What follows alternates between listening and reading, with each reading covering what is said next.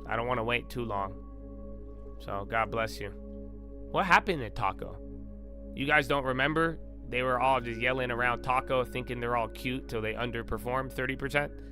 What happened? I ain't heard Taco in a minute, Harry. Oh, you chicken out! Who's chicken down now? Bah! Oh no. Yeah.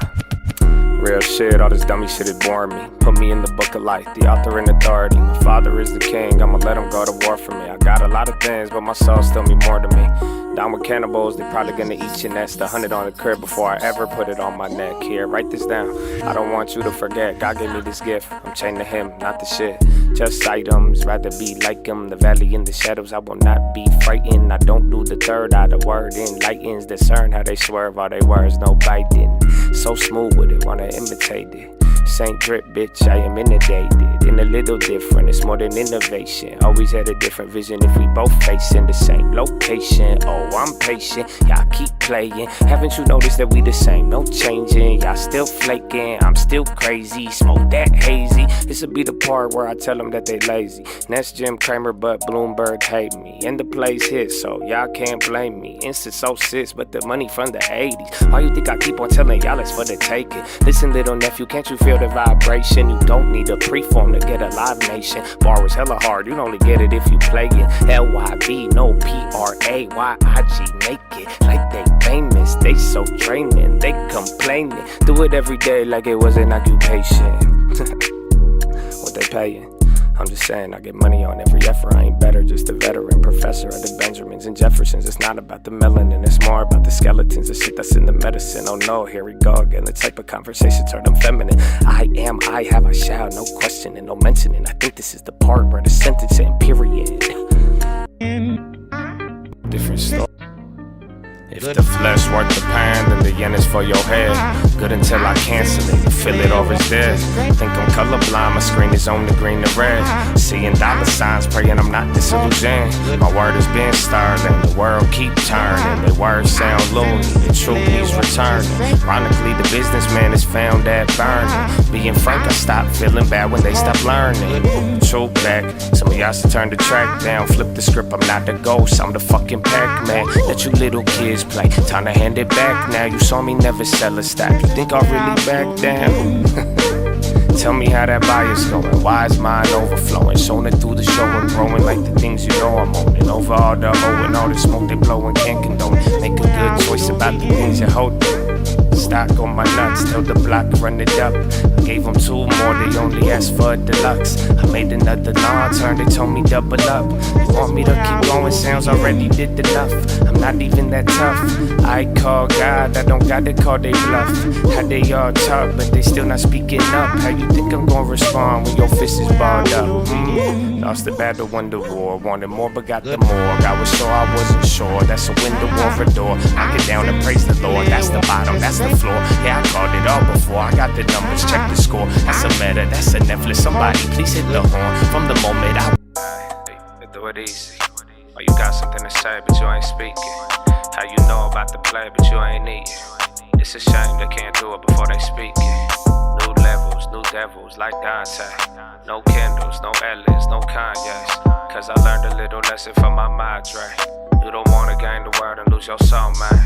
But that's another lesson, you should know about it. Asking if I heard, bitch, I told you about it. Don't be so dramatic. You ain't Lil Wayne, making little money, but I bet you gon' feel the same. I'm still a little vain, grew a little with the pain, changed a little with the change, change the thought, change everything. Thank you, God, for the day, for the sun, for the rain, for the joy, for the pain. The divvies in the train. Another day, another divvy. Had her still a bitch. Alright,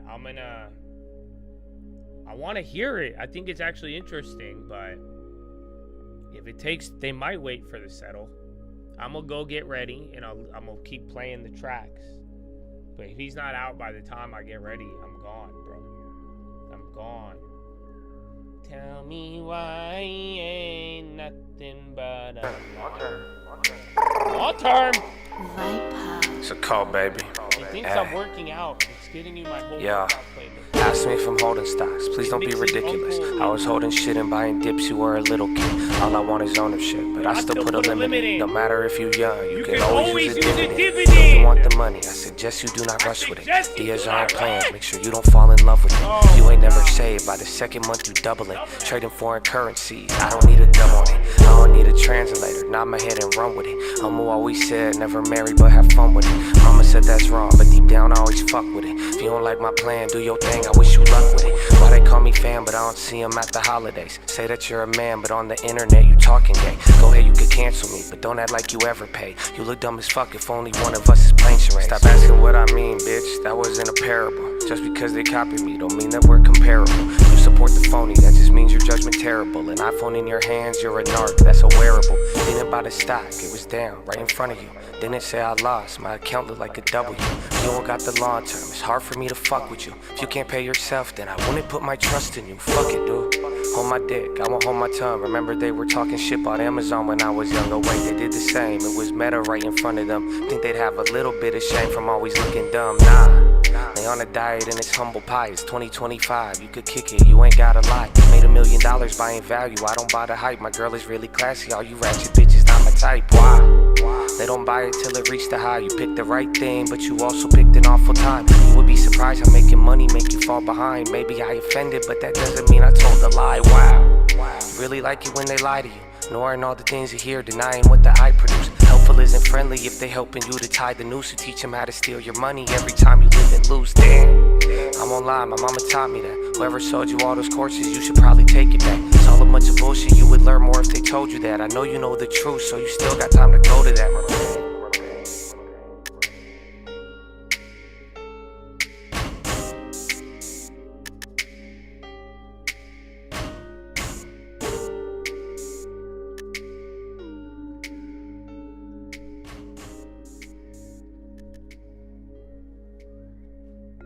Before it goes. It's a code, baby. Called Juco Products, Rumble.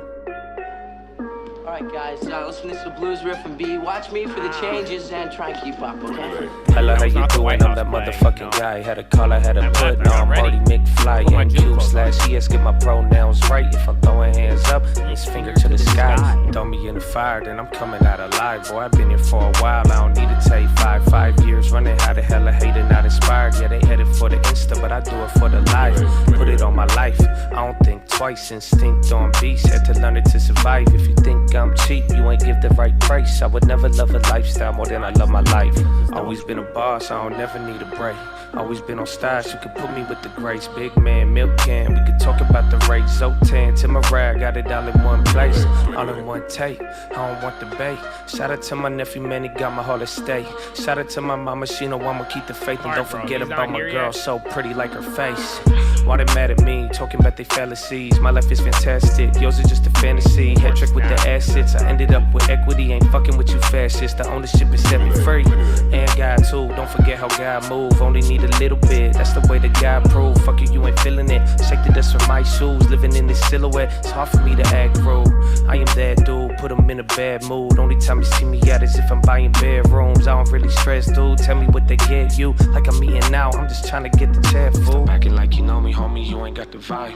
Capping for reactions, cause a demon need a rise. What's a lying to a secret? I need you to find the pride. Be careful the things you thinking, you speaking, and what's on side. Money, money, money, I don't give a fuck about it. 2020, homie, already had the bag without it. Hate or love it, you ain't even know the half about me. But I take a half and double that, I keep it 100, homie. On a minor P, it sound like money make them all involved. Don't see it, but they feel it, that's what happened when the landing hard. Sleeping while we eating, I don't know who should be more apart. Money isn't serving, more worthless when treated as a god. Cold.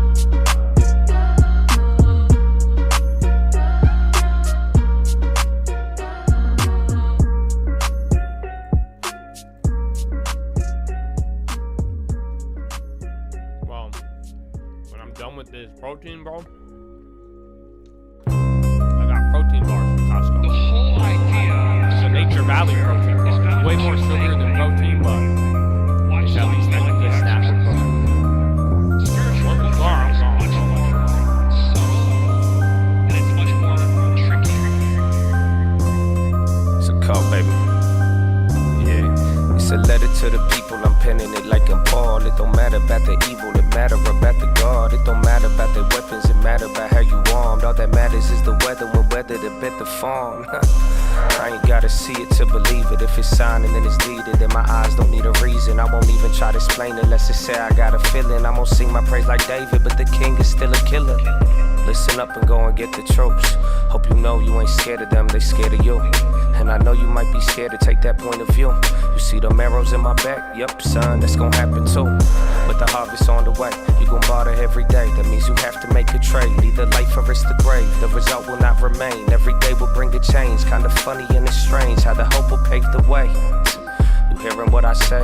The only difference between you and them comes down to faith. There's a difference in the man who believes in a better day. Cause once you believe it's past, you willing to wilt away.